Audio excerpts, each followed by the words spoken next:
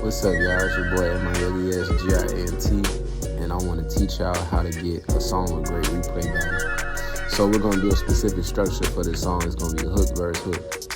You don't necessarily need to know the terminology, but the main thing is the beat is going to play, and then you're going to have a hook, a catchy hook, and then the verse is going to come in. Then the hook is going to come in one more time, and it's going to fade out. That's going to be the end of the song. So it's going to be short and sweet. We're going to go over 4 tips. The first step that you want to do is you want to catch a vibe. You want to make sure you're in the mood to do music, because that's when you're going to make your best music, find that inspiration. Another part of the first step is you're going to pick a beat. Pick a beat that matches your tempo. And if you don't really know your tempo, just pick a beat that you really, really like. When you start understanding your tempo, a good advanced tip for you is to find beats that fit your voice. That makes it sit and it makes it a little easier. So if you are sending it to an engineer, it makes their job a lot easier, and it's going to give you a more efficient, more natural sounding mix if that's what you're going for. Second step is to come up with a hook. You know, Rod Wave was like, heart man broke so many times, I don't know what to believe.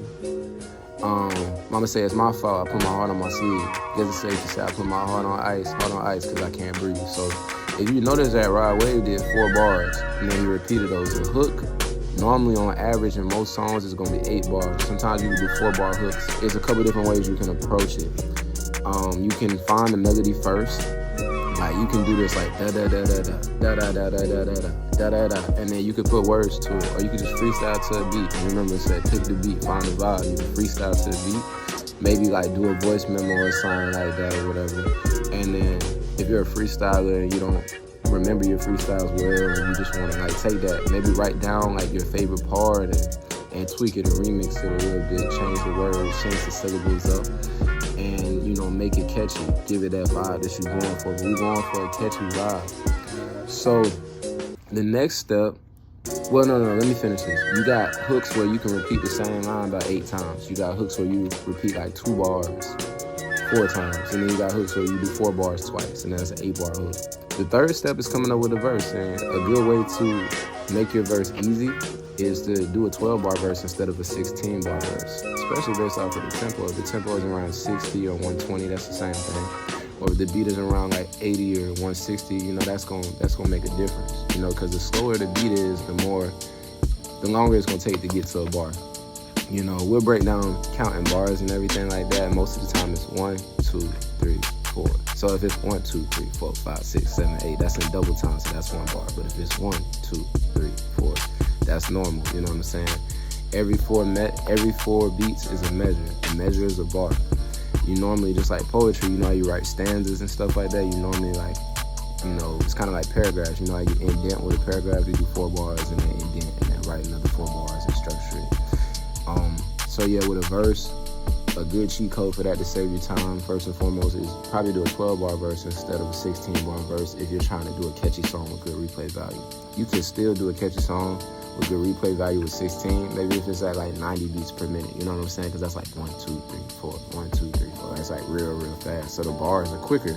So the song is going to be shorter if you do 12 bars. You get what I'm saying? It's all based off of that. My kids are holding each other's hands right now. That is so sweet. I'm looking at them while I'm doing this video. I'm like watching them, making sure they don't do nothing crazy, but they're over there holding each other's hands and trying to reach to each other. That's so adorable. So another cheat code, really simple, is use some of your hook for your verse. Maybe use some of your hook at the end of the verse, or maybe at the beginning of the verse. When you start writing, you might not have as much writer's block. The 4th step is to figure out your ad-libs. Kind of start meditating and like sitting on your ad-libs, listen to the beat and figure out like where you want to put certain stuff. Or maybe when you finish recording your first take, figure out if there's space for you to put certain ad-libs. Every song doesn't need ad-libs, but some songs do really well with good ad-libs because the beat might be the bass might be finna hit a certain way, and you put an ad-lib right before that, and then you hear that might make you excited. Or say you might know how to sing real good and you could rap too. You might want to like make a beat with your voice, you know what I'm saying? Like A, and then turn it down, you know, when you do it. My son already vibing and stuff, he's like, A.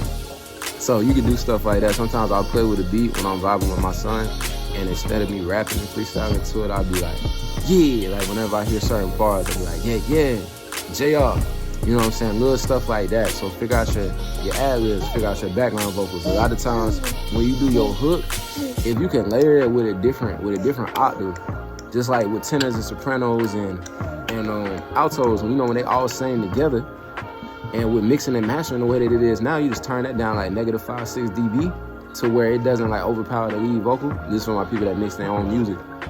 That'll give you a nice little cheat code. The ad-libs, in and outs is like, okay, right where it said Hartman broke so many times. So instead of him, if he was gonna stack it, he's gonna say that at a different tone and sing it. But if you're gonna do it in and out, he might say Hartman broke. He might not say that whole line, or he might say it many times. You know what I'm saying? You can use those little windows to hold certain notes. Even if you ain't really that all good of a singer, you can make it melodic. You know what I'm saying? You can make yourself sound like a good singer just off of knowing how to stack and be negative. You can make a whole R&B album and not even know how to sing it all off of that. You feel me? Add whatever you feel like can help make this song more catchy. Add tips on how to make it, because like at the end of the day, I'm still trying to get better. You can never be too good at something. You can always go. There's always a different peak. There's always, you are unlimited. You can always grow. You can always do better. Just do your best with what you have right now. And when you're making music, make sure that you're present. Enjoy that moment. Enjoy the whole process of it. The more you enjoy it, the better it's gonna come out. Be in the now. Just be present. Don't overthink it. Be present. All right, y'all.